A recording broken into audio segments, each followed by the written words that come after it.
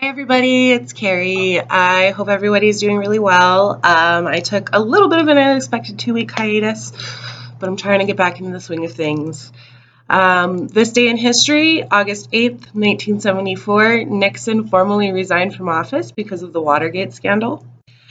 Admittedly, my history on that is really shaky and I don't really know what happened, but I know it's probably not as serious as colluding with Russia to rig elections and stuff like that. Just saying. Alrighty, so this week I want to kind of shift focus from international stuff. The border crisis is still going on. The Trump administration has passed responsibility for that off to UNICEF, I believe. Don't quote me on that.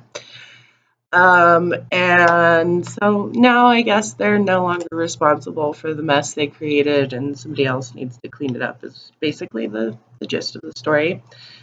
In other news, Donald Trump is in the process of assigning 2 justices to the Supreme Court, most notably Brett Kavanaugh, who has come out as a strict constitutionalist, which sounds great because I personally think constitutionalism is exactly what a Supreme Court justice should focus on. But he claims that women don't have a right to say what happens in their own uterus. Apparently, it's cool for men to do basically whatever they want with their life, but as soon as a woman wants to have control over her own uterus, she's asking for too much. So I just want to break some of that down a little bit for us because these issues are like really hot button issues, and I want to stay calm. I want to first begin by telling a story. So when I was 15, I was dating a guy, and we decided to have sex like many 15 and 16-year-olds decide to do with their boyfriends. I was raised in a really strict household. I was always taught abstinence only and stuff like that. So when I fell in love at such a young age and decided that I wanted to spend the rest of my life with that person, we didn't use a condom because I was never really taught about them, A. B, didn't really have any, and if I recall correctly, we dropped the only one that he brought in the dirt. So safe sex was not a huge focus in my house. And as a result, I ended up having unsafe sex with the first boy I had sex with. And ironically, got pregnant. Now, he was terrified and wanted me to get an abortion. I've always been pro-choice, and I told him over my dead body. Because I personally would never choose the easy way out after making a decision like that. But I've known other girls in other situations who were raised in different houses, who have different concerns, who are in college. But really, most of the women I know who have gotten abortions are poor themselves. And bringing a child into the world and being unable to properly care for it isn't their idea of good parenting. And so given the fact that things happen, they've had abortion. Now, again, I know this is a hot button issue. I'm not trying to piss anybody off. I'm just trying to start a dialogue about it. Because, the women who I know who have had abortions never have been like, oh yeah, it was the greatest experience of my life. The way the argument is framed, I think, is really the root of the problem for American women, because it's pro-choice versus pro-life. So the pro-life movement says, we want babies to be born. Great, that's a very noble thing to say. But the same group of people, the conservatives in our country who want to limit a woman's access to birth control also want to do away with social safety nets that help those women, once they have babies, take care of said babies. They want to do away with the ACA, the Affordable Health Care Act, which allowed women to have babies without going into debt over it. Whenever I had my daughter and I had public insurance, it wasn't actually public insurance, it was private insurance through my employer. When I had private insurance through my employer, making barely better than minimum wage, struggling to make ends meet, the whole thing, my insurance company, after I paid almost $200 a month for insurance for myself, my insurance company told me that I was going to have to pay $3,000 out of pocket for my delivery before insurance would even kick in and start paying for stuff. And I had an actually pretty decent plan through Blue Cross.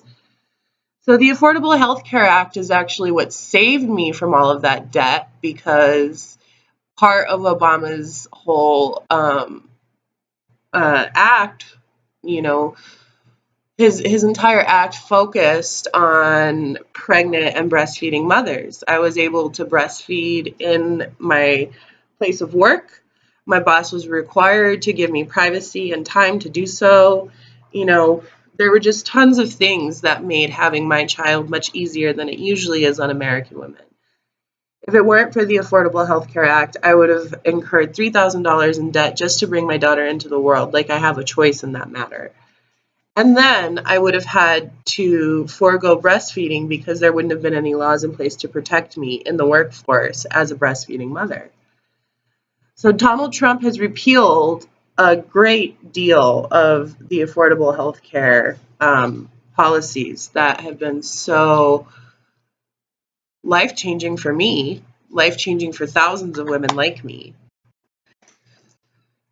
So it's like, the debate between pro-choice and pro-life gets kind of lost on pro-choicers who are trying to highlight the fact that most of the women who have abortions are poor, poorly educated, poor in the economic world, are, for whatever reason, don't think that they're going to make good parents, whether it's because of their upbringing, their education, or their finances. And, you know, if we let women make decisions about population, I don't think overpopulation would be an issue. You know, I am 100% not pro-abortion. I want to make that very clear. In China, if a woman gets pregnant more than once in her lifetime, which is like guaranteed, she's forced to have an abortion. So that's very much the opposite sort of thing that pro-choicers are talking about. Nobody's talking about making women do anything that they don't want to do. But pro-lifers aren't acknowledging the struggles that lead women to choosing abortion in the first place. Because I don't think any woman thinks to herself when she's 15, you know what sounds fun for my senior year? An abortion. Okay, let's be really, really clear and honest about this, okay? Nobody is pro-abortion. Pro-choicers just want pro-lifers to acknowledge why women choose this. And first and foremost is almost always economics, personal safety, support, social support from your family, your partners, etc. And because the pro-life movement refuses to acknowledge the reasons that women choose to end pregnancies, they're not actually effectively ending abortion. They're just making it harder for women to get them, which a lot of the women who are getting them are already in really awful situations without the abortion thing even being in the equation. So what is it that leads to abortion? Again, economics, personal safety, social safety nets, the ability to support that child once they're here. You know, and so whenever Republicans, which is arguably the largest segment of pro-life voters, is within the Republican Party, whenever Republicans want to put in a justice like Brett Kavanaugh, who has said that he doesn't think that abortion is covered as a constitutional right, and at the same time They're giving huge tax breaks to big corporations, which are literally not, I'm telling you, as a worker, literally are not trickling down the workforce. I'm making the same amount of money this year that I made last year, regardless of how the economy is or is not doing in the global market. So when you have an entire party that wants to tell women when and if they should go to the doctor, what they should do within the comfort of their doctor's office, when you start telling women this stuff, it starts a really heated debate. And so again, I don't want to get into the heated part of it. I just want to focus, really truly, I just want to focus on the women, okay? You know, on the fact that I am a woman who would not get an abortion, but I will fight until I'm blue in the face for another woman who doesn't have the same privileges that I have. I will fight for her right to do the right thing for herself and her child all day long. Because what happens, and this is important, you know, I used to have a friend, and we'll call her Stacy. I used to have a friend named Stacy.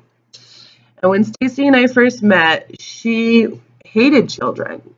She was dating somebody who had a few kids, and all she ever did was talk about how much she hated being his babysitter. Admittedly, there were a lot of problems in that relationship besides the fact that she was being treated as a babysitter. But one of the most notable things was the fact that she just didn't want to be around the children. And these were fairly, like, much older children, you know, closer to the age of 5 than toddlers.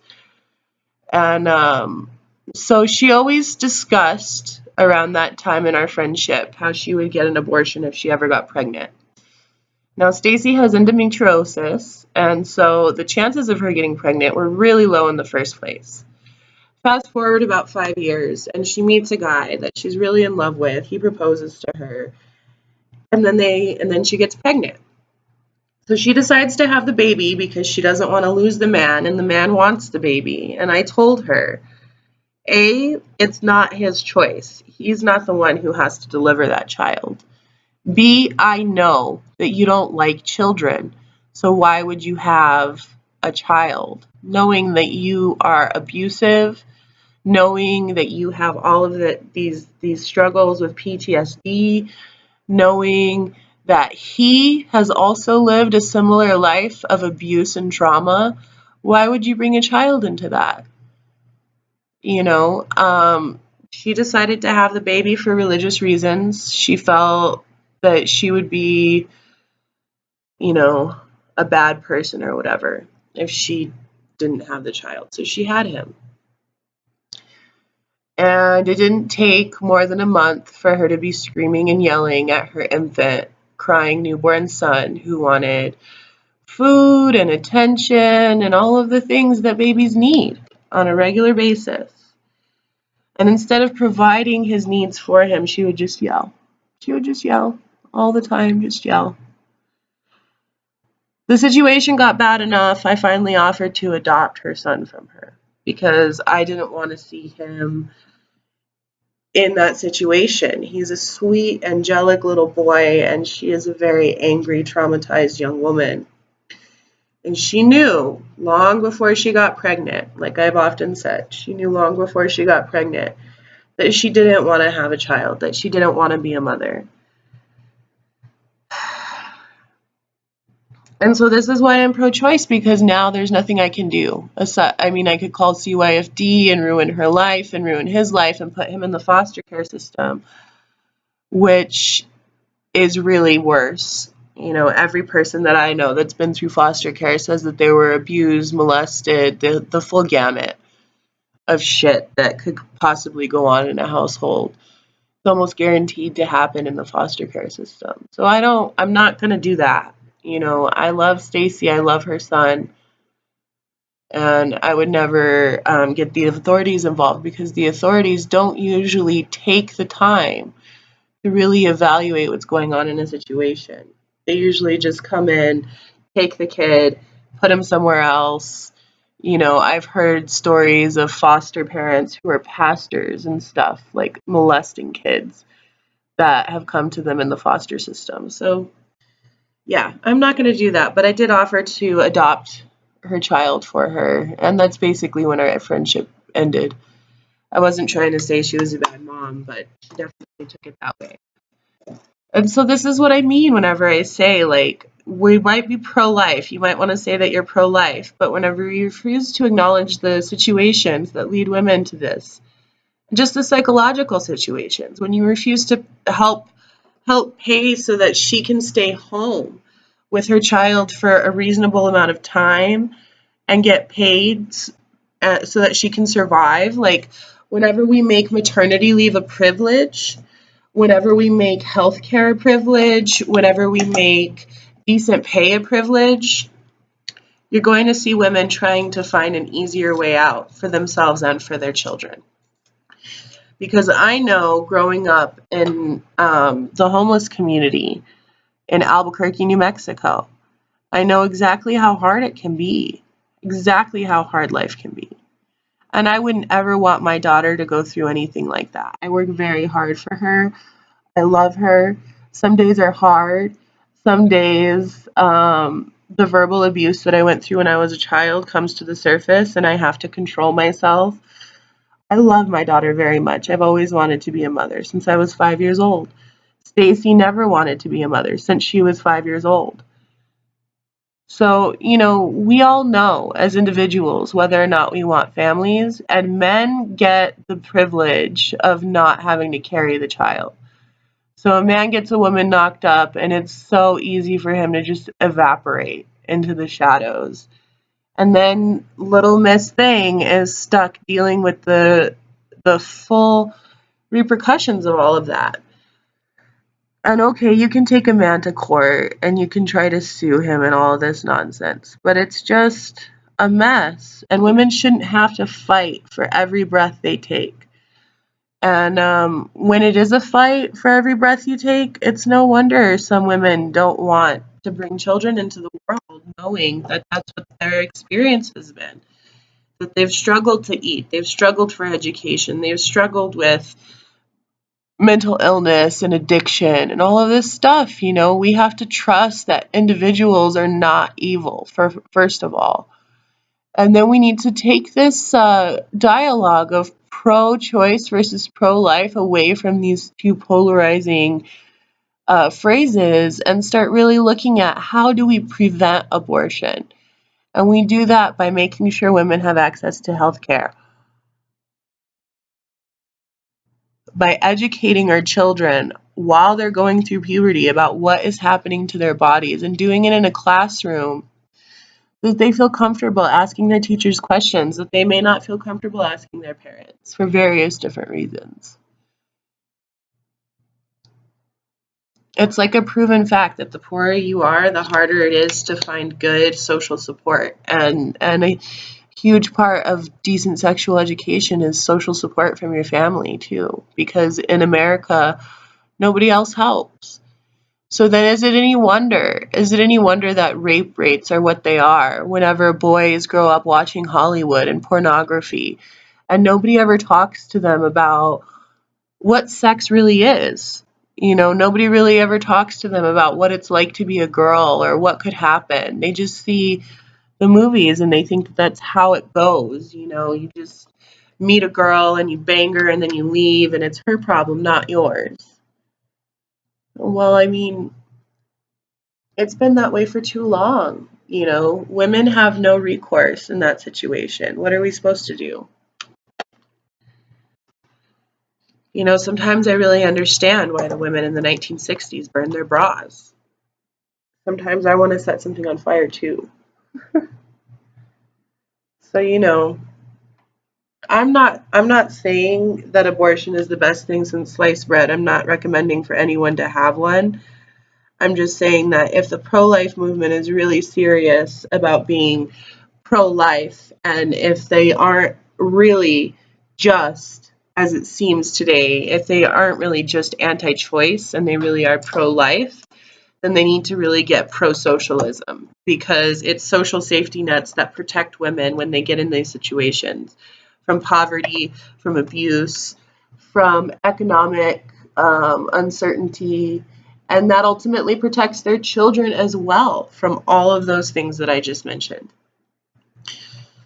So I want to see more happy families. I want to see more happy children. I want to see fewer people growing up in abusive situations and then finding themselves in high school with a gun in their hand trying to kill all of their classmates because they feel so isolated and hopeless in society. It's important to acknowledge that there's a serious thing going on here in America between the wealthy and the poor. And women are getting the worst of it right now, especially with the threat of Brett Kavanaugh hanging over our heads, saying that he's going to go into the Supreme Court and completely overturn Roe versus Wade. I don't want things to get heated, but I can promise you that they will. You know, if you keep attacking women and you stop acknowledging the situations that lead to their eventual choices, you know, it's irrational. It's cyclical logic.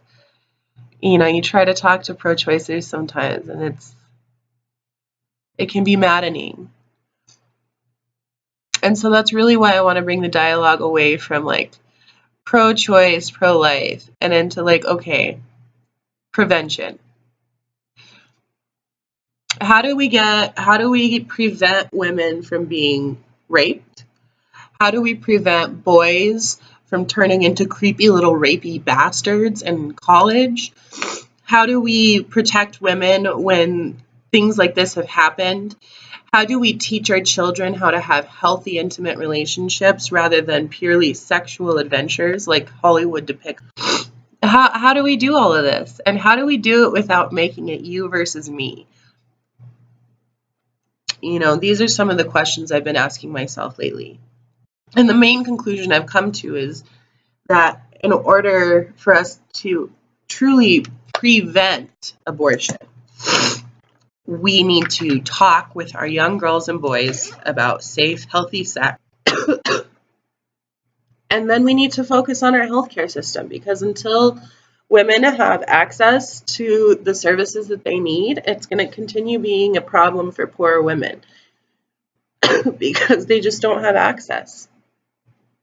You know, and so I just want to wrap things up and say really quickly, like on Countable the other day, I was reading a bill about 3D printed guns and whether or not those should be regulated. Like, is that really a question? Apparently so, because there were a bunch of people who were commenting that if you print a 3D gun in your own home, that it's an invasion of privacy to require you to get a background check or register it or anything.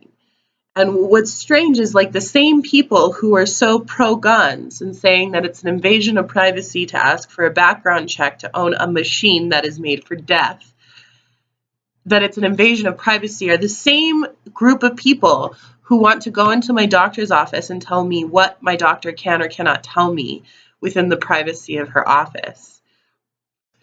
And it's just a confounding mess. How illogical some of these arguments can be just really baffles me. You know, how the same people who can claim that regulating guns, which are weapons designed for death, are the same people calling themselves pro-life and refusing to listen to the women who are asking for abortions because they can't support their families. They often can barely support themselves when they find out that they're pregnant.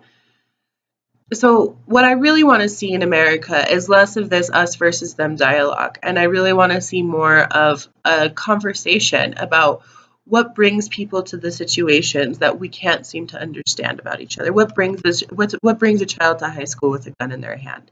What brings a woman to an abortion clinic? What brings a man to raping somebody? You know, these things don't just manifest themselves. And if we fail to treat the individuals experiencing them as human beings and we start just treating them as pieces of legislation, we're going to lose everything that our country stands for, which is freedom, justice, and equality for all. And I really want to continue fighting for that ideal that our forefathers founded this country for.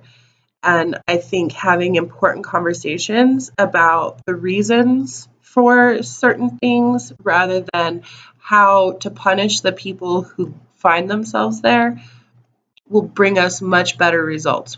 We'll find a juster, fairer, more open and loving society.